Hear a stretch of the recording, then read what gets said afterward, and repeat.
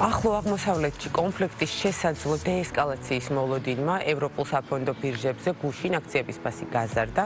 როიტერსის განმარტებით ინვესტორთა განწყობის ცვლილება დიპლომატიური არხებით მიღებულმა სიგნალებმა და ნავთობის ფასის კორექტირებამ განაპირობა, რამაც ორდღიანი მკვეთრი ვარდნის პროცესი შეაჩერა. დღევანდელი ვაჭრობის მონაცემებით ევროპის საერთო ინდექსი STOXX 600 0.8%-ით გამყარდა. შეგახსენებთ, რომ წინაურ სესიაზე სამხედრო ესკალაციის ფონზე მაჩვენებელმა ღირებულების თითქმის 3% დაკარგა. პოზიტიური დინამიკაა წამყვან ბირჟებზეც გაიზარდა გერმანული DAX-ის, ფრანგული CAC-ის და ბრიტანული FTSE 100 ინდექსიც. სექტორულ ჭრილში ყველაზე მაღალი მატება ტექნოლოგიურ მიმართულებაზე მოდის, რაც ნავთობის ფასის $107-მდე შემცირებით არის განპირობებული. ანალიტიკოსების შეფასებით ბაზარი კვლავ მაღალი ვოლატილობით ხასიათდება და ინვესტორები ევროპის ცენტრალური ბანკის შემდგომ გადაწყვეტილებებს ელიან. ახლო აღმოსავლეთში მიმდინარე საომარი მოქმედებები საქართველოს ტურიზმის სექტორზე ნეგატიურად აისახა. ყველაზე დიდი დარტყმა მთის კურორტებმა, მათ შორის გუდაურმა მიიღო, სადაც ჯავშნების 70% სწორედ გალფის ქვეყნებსა და ისრაელზე მოდიოდა. რაც შეეხება საქართველოს სხვა რეგიონებს, ტურისტების კლება შეინიშნება აჭარაშიც.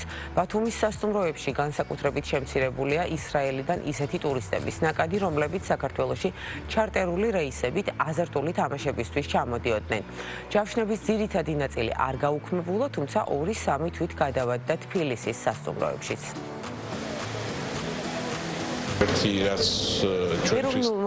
ველია ძალიან ბევრი ადამიანი წერს ისეთი, რომლებიც მაგალითად დუბაიში წასვლას გეგმავდნენ და გადმომისამართება უნდათ საქართველოში და იმედია ეს გადმომისამართება მოხდება დროულად და ეს ჩაანაცვლებს მაგალითად თბილისის მიმართულებას, თუმცა კიდევ ერთხელ ვიმეორებ სამწუხაროდ აი გუდაურს ყველაზე დიდი კრიზისი ამ წუთში გუდაურსა. ეროვნულმა ბანკმა სტაბილური ვირტუალური აქტივის პირველად შეთავაზებასთან დაკავშირებული უსაფრთხო და გამჭვირვალე რეგულირების ჩარჩოს ჩამოყალიბების მიზნით შესაბამისი წესი შეიმუშავა. როგორც მარეგულირებელი აცხადებს, ახალი რეგულაცია სრულ შესაბამისობაშია საუკეთესო საერთაშორისო პრაქტიკებთან და უზრუნველყოფს მომხმარებელთა უფლებების დაცვასა და სექტორში რისკების მართვის გაუმჯობესებას. სებში განმარტავენ, რომ ახალი რეგულაცია საქართველოს სტაბილური ვირტუალური აქტივების ეკოსისტემის მდგრად განვითარებასაც შეუწყობს ხელს. საქართველოს საპენსიო ფონდის აქტივები 8 მილიარდ 700 მილიონ ლარს აჭარბებს, დაგენერირებული მოგება კი 2 მილიარდ 400 მილიონი ლარია. ფონდის მონაცემებით საპენსიო სქემაში 1.720.000 ადამიანია გაწევრიანებული, დაგროვებითი პენსიით კი 29,000-მა პირმა ისარგებლა და მათზე პენსიის სახით 127 მილიონი ლარია გაცემული. მთლიანობაში თებერვალში საპენსიო ფონდის საინვესტიციო პორტფელებმა პოზიტიური შედეგები აჩვენა, ყველაზე მაღალი 1,57%-იანი ზრდა დინამიკურ პორტფელშია.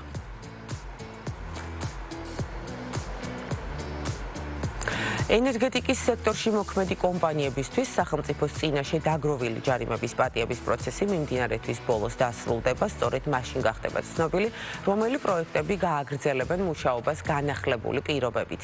ეკონომიკისა და მდგრადი განვითარების მინისტრის მარიამ ქრივიშვილის განცხადებით, კომპანიებს ჯარიმები იმ შემთხვევაში ეპატიებათ, თუ ისინი განახლებული მემორანდუმების ფარგლებში დაკისრებულ ვალდებულებებს ახალ ვადებში შეასრულებენ. როგორც აღინიშნა, პროცესის შედეგები დივერსიფიცირებული იქნება, პროექტების ნაწილი ახალ პირობებში დარჩება, გარკვეული ხელშეკრულებები კი გაუქმდება. ჯარიმების პატიება ერთჯერადი შესაძლებლობაა და ვალდებულებების შესრულებისთვის განსაზღვრული ახალი ვადები მკაცრად გაკონტროლდება. საქართველოში ადგილობრივი წარმოების ჩაის მოხმარება იზრდება, თუმცა მაჩვენებელი ჯერ ისევ დაბალ ნიშნულზეა. მთლიანობაში შიდა ბაზარზე ქართული ჩაის ხვედრითი წილი 20-25%-ის ფარგლებშია და დანარჩენი კი იმპორტირებულ პროდუქციას უჭირავს. რაც შეეხება ექსპორტს, ქართული ჩაის უცხოურ ბაზრებზე რეალიზაცია 2025 წელს წინა წელთან შედარებით გაზრდილია. გასულ წელს ქვეყნიდან 4 მილიონი დოლარის ჩაი გავიდა. პროდუქციის ძირითადი ნაწილის ექსპორტი მონღოლეთსა და სომხეთში განხორციელდა. დარგში გააქტიურებულია ხარისხიანი ჩაის წარმოება, ძალიან ბევრი საწარმო უკვე გადავიდა, მოგეხსენებათ ის უხარისხო ჩაის წარმოება, რომელიც საბჭოთა კავშირის ემსახურებოდა პრაქტიკულად ამან აზრი დაკარგა. თუ რაიმე კეთდება ახლა დარგში, ეს არის მაღალი ხარისხის პრემიუმ ჩაის წარმოება და არსებობს მისი ბაზარი როგორც ქვეყნის შიგნით, ისე ქვეყნის გარეთ. ქობულეთის მუნიციპალიტეტში სოფელ ცეცხლაურში ნარჩენების განთავსების ახალი თანამედროვე სტანდარტების შესაბამისი ობიექტი ამოქმედა. გარემოს დაცვის სამინისტროში აცხადებენ, რომ პროექტი ნარჩენების მართვის ინფრასტრუქტურის განვითარების მიმართულებით განხორციელებულ მნიშვნელოვან ინვესტიციად განიხილება და მიზნად ისახავს რეგიონში გარემოს დაცვითი სტანდარტების გაუმჯობესებას. უწყების ინფორმაციით, ნარჩენების მართვის ეფექტიანი სისტემა ქვეყნის მასშტაბით დაინერგება.